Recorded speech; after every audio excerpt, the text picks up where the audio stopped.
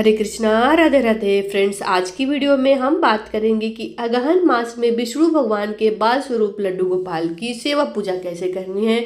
अगहन मास में यानी कि गुरुवार के दिन लड्डू गोपाल की सेवा कैसे करनी चाहिए। देखिए आज की वीडियो में सभी जानकारी आपको मैं देने वाली हूँ। तो देखिए अगहन का जो महीना होता है वो मार्गशीर्ष का भी महीना कहा जाता है। इस महीने माता लक्ष्मी जी का विधि विधान से पूजन करके उनका व्रत किया जाता है। तो प्रत्येक गुरुवार को आपको अपने घर में विराजमान लड्डू गोपाल की सेवा पूजा कैसे करनी है, जिससे कि आपको माता लक्ष्मी जी का भी सदा आशीर्वाद मिले और आपके घर में माता लक्ष्मी का आशीर्वाद सदा सदा बना रहे। तो चलिए लड्डू गोपाल को हम जगा लेते हैं। देखिए यहाँ पे लड्डू गोपाल को मैंने सुलाया हुआ है। सर्दियों का महीना शुरू हो चुका है तो कि हल्की हल्की सर्दियाँ आ चुकी है, इसलिए मैं अपने लड्डू गोपाल को हल्के वस्त्र पहना के सुलाती हूँ। यहाँ पे देखिए मैं दिन में भारी वस्त्र पहनाती हूँ, जब ना स्नान कराती हूँ, भोग लगाती हूँ, पूजा करती हूँ तो दिन भर भारी वस्त्र में रहते हैं। शाम के समय में उनको हल्के गर्म वस्त्र पहना के सुलाती हूँ, जो कि गर्मियों में मैं अपने लड्डू गोपाल को निक्कर पे सुलाया करती थी, आपने देखा होगा यहाँ पे। तो उसके बाद देखिए यहाँ पे प्रत्येक गुरुवार को आपको इसी तरीके से स्नान कराना है, जो कि रोजाना आपको नहीं हो सकता है। सर्दियों का मौसम शुरू हो चुका है यहाँ पे। तो यहाँ पे मैं अपने लड्डू गोपाल को अच्छे से जगा ली हूँ। मैं जगाते ही गर्मियों के मौसम में तो जल पिलाती थी, पर अभी मैं उनको सिर्फ जगा के थोड़ी देर कुछ समय के लिए उनको वहीं छोड़ देती हूँ। उसके बाद उनको स्नान करा के फिर उनको दूध का, जल का, जो भी है उनको शुद्ध सात्विक का भोग लगाती हूँ। यहाँ पे देखिए मैं एक साफ सुथरे जल से स्नान करा दिया है मैंने। आपको हो सके तो प्रत्येक गुरुवार को जरूर से जरूर ये करिएगा। माता लक्ष्मी से आपके ऊपर बहुत ज़्यादा रीझ जाएंगी। इस तरीके से लड्डू गोपाल को मैं अच्छे से स्नान कराती हूँ, जो कि हमारे घर में लड्डू गोपाल जो विराजमान होते हैं ना, हम चाहते हैं कि हमारे लड्डू गोपाल को हम ऐसे ही विशेष सेवाएं देते रहें। जो कि सर्दियों का मौसम शुरू हो चुका है ना, इसलिए मैं अपने लड्डू गोपाल को पंचामृत स्नान नहीं करा रही हूँ। इस महीने उत्पन्ना एकादशी, मोक्षदा एकादशी और पूर्णिमा और अमावस्या आने वाली है, तो मैं उनको कच्चे ही दूध से स्नान कराऊंगी, क्योंकि सर्दियों का मौसम हो चुका है। पंचामृत में दही आता है, इसलिए मैं पंचामृत स्नान नहीं कराऊंगी। यहाँ पे अपने लड्डू गोपाल को हैवी वस्त्र पहना रही हूँ। उसके बाद में इस पे छोटे छोटे से हल्के हल्के वस्त्र गर्मियों के, जो कि गर्मियों का, जैसे सर्दियों का मौसम शुरू हो गया, गर्मियां जा रही है, सर्दियां आ रही है। इस मौसम में ना ठंड का पता लगता है ना गर्मी का पता लगता है। थोड़ी देर में गर्मी होने लगती है, थोड़ी देर में सर्दी लगने लगती है। इस तरह से मैं देखिए लड्डू गोपाल को हल्के गर्म वस्त्र पहना दूंगी, जो कि पूरे दिन हमारे लड्डू गोपाल इसी तरीके से रहेंगे, जैसे कि 2, 4 या 10 दिन तक ऐसे ही चलेगा। उसके बाद में अपने लड्डू गोपाल को फुल गर्म स्वेटर पहनाऊंगी, क्योंकि गर्मियाँ अभी उतनी गई नहीं है, हल्की हल्की सर्दियाँ ही है। इस तरीके से मैं अपने लड्डू गोपाल को अच्छे से श्रृंगार कर दूंगी।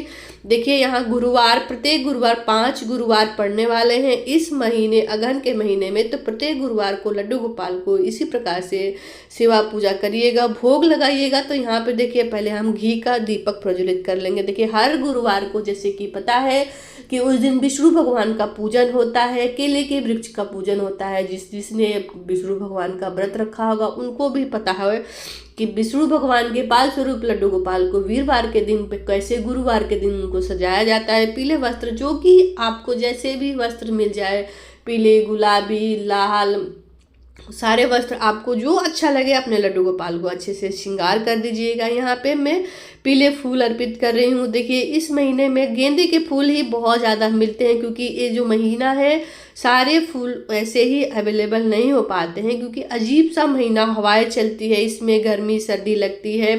तो देखिए तुलसी के पत्ते भी हमारे अजीब से दिखने लगे हैं इस महीने। तो हो सके तो तुलसी के पौधे को बहुत सारी देख रेख की जरूरत पड़ेगी। यहाँ पे सभी के भोग में मैंने तुलसी दल पत्र रख दिया है। मैं भोग में सीधा दूध, गरम दूध लड्डू गोपाल को भोग लगाती हूँ, ड्राई फ्रूट का भोग लगाती हूँ। यहाँ पे आप गुड़ का भोग लगा सकते हैं, गरम चीज़ों का भोग लगा सकते हैं। देखिए यहाँ पे मैं इत्र लगा ली हूँ। अभी तो मैं गुलाब का ही इत्र लगा रही हूँ। देखिए इस महीने आप केसर का अगर इत्र मिल जाता है तो ज़रूर लगाइएगा, क्योंकि केसर का इत्र जो होता है ना, केसर सर्दियों के मौसम में हमारे लिए बहुत ही राहत होता है, जो कि बहुत ही गर्मी प्रदान करता है। इस तरीके से धूप दीप दिखा लेंगे। और देखिए इस महीने आपको लड्डू गोपाल को चंदन का तिलक जरूर लगाना है, क्योंकि देखिए चंदन का तिलक बहुत ज़रूरी है। थोड़ा सा ही लगाइएगा, पर चंदन का तिलक आपको जरूर लगाना है, क्योंकि बिना चंदन के तिलक से हमारे विष्णु भगवान जी प्रसन्न नहीं होते हैं। इस तरीके से मैंने चंदन का तिलक लगा दिया है।